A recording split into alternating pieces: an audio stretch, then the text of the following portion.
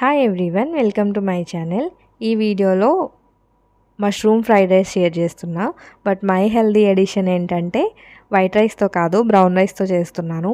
ఎవరైనా ఫుడ్లో brown rice initiate చేయాలనుకుంటే ఇలా ఏవైనా ఫ్లేవర్డ్ రైస్లతో కానీ ఫ్రైడ్ రైస్లతో కానీ స్టార్ట్ చేయండి.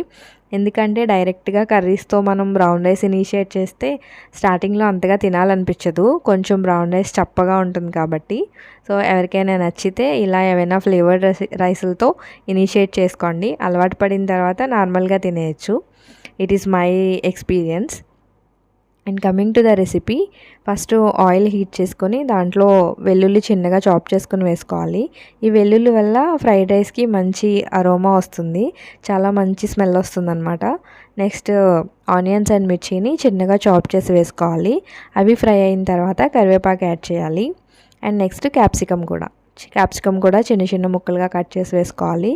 ఈ క్యాప్సికమ్, ఈ ఆనియన్స్ ఇవన్నీ ఫ్రై చేసుకోవాలి. ఇవి తొందరగా మగ్గాలంటే కొంచెం సాల్ట్ యాడ్ చేసుకోండి, తొందరగా మగ్గుతాయి వెజిటబుల్స్ అన్నీ. కొంచెం సాల్ట్ యాడ్ చేసుకొని మూత పెట్టుకుంటే ఇవన్నీ తొందరగా కుక్ అయిపోతాయి అన్నమాట. ఇవి కుక్ అయిన తర్వాత వీటిలో ఆల్రెడీ బాయిల్ చేసి పెట్టుకున్న మష్రూమ్ యాడ్ చేసుకోవాలి. నేను ఇక్కడ బటన్ మష్రూమ్స్ తీసుకున్నాను. వీటిని క్లీన్ చేసి జస్ట్ కొంచెం హాట్ వాటర్లో వేసి తీసేయడమే. ఆల్మోస్ట్ ఒక 75% అలా కుక్ అయిపోతాయి. వాటర్లో ఉంచి ఒక్క పొంగు వచ్చేంత వరకు ఉంచి తీసేస్తే. సో అలా బాయిల్ చేసుకున్న మష్రూమ్ యాడ్ చేశాను. అండ్ నెక్స్ట్ కొంచెం అల్లం వెల్లుల్లి పేస్ట్ అండ్ కారం కూడా యాడ్ చేసుకోవాలి.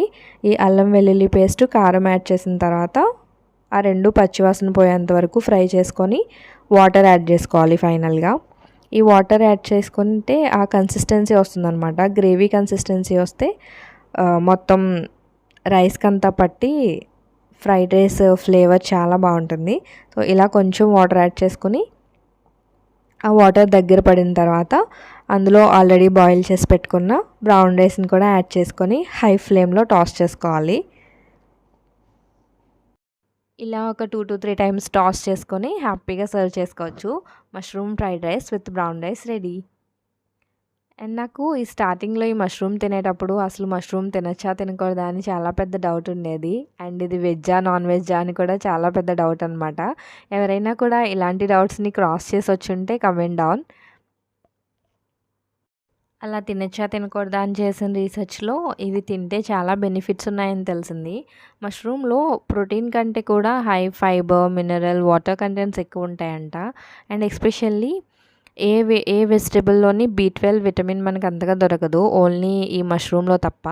దీనిలో B12 అండ్ D విటమిన్స్ కూడా చాలా ఎక్కువ ఉంటాయి. సో ఎవరైనా ఈ B12 అండ్ D డెఫిషియన్సీ ఉన్నవాళ్ళు మష్రూమ్ని ఇంక్లూడ్ చేసుకోండి, ఎక్కువ కన్జ్యూమ్ చేయడానికి ట్రై చేయండి.